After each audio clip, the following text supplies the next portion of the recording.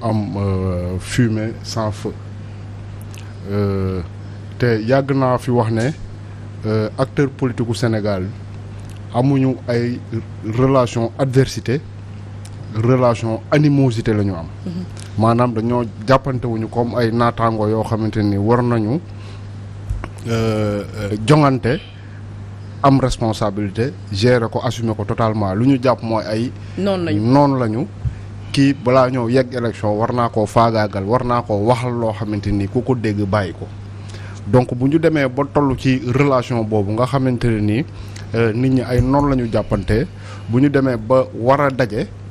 fu mel ne assemblée nationale yaakaar naa ne pëccëxoo mënu si ñàkk. kon yow loo am démb bettu la benn yoon. li am démb bettuma jusqu'à une certaine mesure parce que mënoon naa comprendre député yi jàppante c'était prévisible xëy na sax les sénégalais ñoom ñoo ko bëggee noonu suñu demee ba député yi ñi nekk 83 ñi nekk 82 c'est parce que quelque part jàpp nañu ne assemblée nationale bi nga xamante ni foofu la débat démocratique par excellence war a am donc dafa war a am gis nañu dans d'autres pays assemblée nationale ñuy débattre sur des sujets bien précis député yi di dóorante di jàppante donc pour man waxuma ne war nañu dóorante waxuma ne war nañu jàppante mais discussion boo xamante ne nii mën na dégénérer man loolu duma bett ci assemblée nationale dama jàpp ne sax député yi di leen gën a yóbbu foofu bokk na ci défendre ay positions yoo xamante ne nii quelquefois pour que nga mënu ko dugal ci bopp ñeneen ñi il faut nga am taxawaay boo am maintenant bu ñu demee ba ne gendarmerie dugg na parce que ce qui s'est passé hier man dama jàpp ne c'est extrêmement grave parce que au sein de l'hémicycle biir assemblée nationale gendarme mënul ëpp foofu pouvoir un député même bu dee dañoo génn ci biti sax gendarme warul mën a ëpp pouvoir un député waxatuma la ci biir assemblée nationale. démb Pamata mi ngi doon Pape Sané mi ngi doon wax nii bokkul ci prérogative présidente de séance bi am doole bay woo convoqué li nga xam ne mooy force de l'ordre loolu président bi nga xam ne il est élu rek moo am droit def ko te déjà seen intervention nu ñu ko defee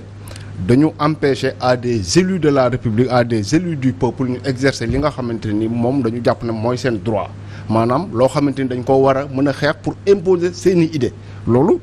Assemblée nationale nangu na ko maintenant quant à ñu ñëw constituer un cordon de sécurité ci diggante urne bi ak député yi fu mu nekk loolu je me dis que c'est symptomatique d'une démocratie malade te li nga xamante ne nii xew na et ce n'est pas par hasard bu ñu la naan lii amoon na fi dañuy remonter jusqu'aux années 60 nga xamante ni quelque part il n'était même pas permis que ay partis politiques am donc bu ñu demee ba toll fii nii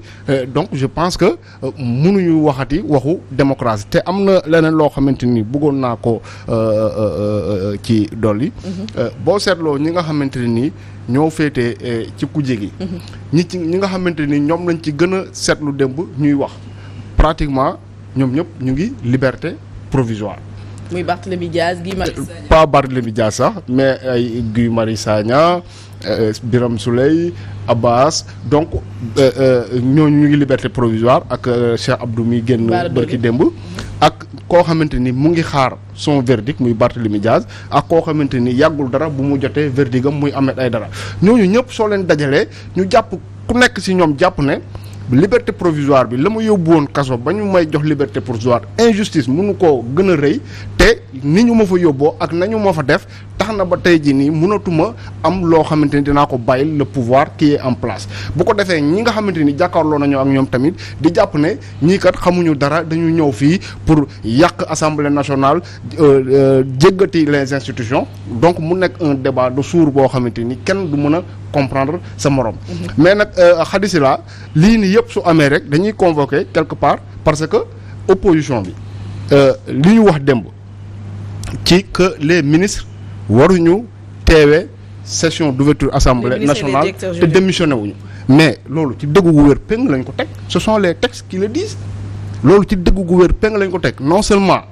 règlement intérieur assemblée nationale ci article 110 bi mu ngi koy wax mais également le 14 mai 2019 le président de la république dafa changer la constitution mooy bi muy dindi le poste de premier ministre le 14 mai 2019 ci la Boun Abdallah Dionne quitté li ko remplacé mais modification de la constitution la parce que avant ça le gouvernement était responsable devant l'Assemblée nationale bi Macky Sall dindee loolu dindi poste premier ministre mais en même temps ci article 56 bi mu ngi naan kenn mënul am ay charges ministérielles ba pare di nekk ci Assemblée nationale. te léegi dama dégg ci yenn chroniqueurs yi ak yenn analystes yi ñuy expliquer ne dañ leen a may après session bi 8 jours. pour que ñu choisir loolu laa dégg de ñu choisir ndax dañuy toog Assemblée nationale wala dañuy dem siéger ci gouvernement bi loolu la ñu wax léegi bu ñu jëlee exemple ki nga xamante ni fal nañ ko démb muy Amadou Mame Diop ñu ne may nañ ko 8 jours pour mu choisir parce que moom directeur général société nationale la mënul boole ñaari waa léegi moom bu nee choisir na SAPCO nag dañu war a kon delluwaat Assemblée nationale pour defaat beneen élection mais loolu ça n'a pas de sens dañu jàpp ne balaa ngaa ñëw Assemblée nationale yow waratoo am benn ndombal tànk boo xamante ni da nga koy yóbbaale parce que takkal nañ la écharpe bi fonctionnaire état bi nga représentant wu peuple bi nga amatuloo beneen mission booy dox c'est ça la réalité. Bonne procédure la ñu waroon organiser on a mis les charrues avant les bœufs. lan ñu waroon njëkk a def est-ce que président lu mu doon bañ frustration yooyu noonu xam nga daal di def li nga xamante ne mooy remaniement ministériel avant ñu installer l'Assemblée bañ ñuy frustré dafa mel ni c'est la même chose qui lui arrive tout au moment parce que il y a toujours xam nga di nga am dëgg ba pare ni nga koy xeexee nga dem ba am tort parce que opposition bi ñoom dama jàpp ne du ñu waroon ne njëkk régler à leur sein mooy candidature yi man je ne peux pas comprendre ñu ne 82 l'opposition am 83 le pouvoir am ballottage dina am mais ci opposition bi nga xamante ni normalement ñoom ñoo waroon na gën a ànd que ñële nga xamante ni xëy na dañoo jàpp ne ay pouvoir ak ay privilèges moo leen fa téye mais ñoom ñi nga xamante ni dañu ne dañuy combattre pour un idéal pour man ñooñu ñoo waroon a gën a déggoo que sax waa Benno Bokk Yaakaar mais bu ñu demee ba opposition bi nga xamante ni dañoo war a nu mu tuddati constituer une seule force ñu ne la Barthélémy Diaz candidat la fii ñu ne la Ahmed Aïdara candidat la fële loolu ça pose problème parce que tey jii nii même ministre yooyu noonu suñu génnoon salle bi ne participer wuñu au vote mais opposition bi amuloon aucune chance pour gagner parce que déjà ils sont divisés bu nekkoon ne ñoom amoon nañ une certaine unité nga xamante ni opposition bi ñooy ànd ñooy xàccandoo ñooy dóorandoo bu boobaa ñoom ñu xeex pour que ñële bañ a siéger jour session ouverture session bi loolu mooy gën a normal que ñoom ñu diviser wu ba pare bëgg a kaasandoo en même temps benn affaire. alors Pape Matar dafa est-ce que di nga rejoindre Pape Matar sur le Mame Birame Wathie ci lu mu wax ni division bu ñu noté ci li nga xam ne mooy mbirum candidature au niveau de Yewwi bokk na ci lu leen gën a affaiblir dem à l'Assemblée nationale. waaw effectivement parce que tey jii boo xoolee rek ak contexte bii nii da lay leer ni opposition bu ñu demoon ak benn candidat amoon nañu 1000 chances pour am li nga xamante ne mooy présidence Assemblée nationale vu que déjà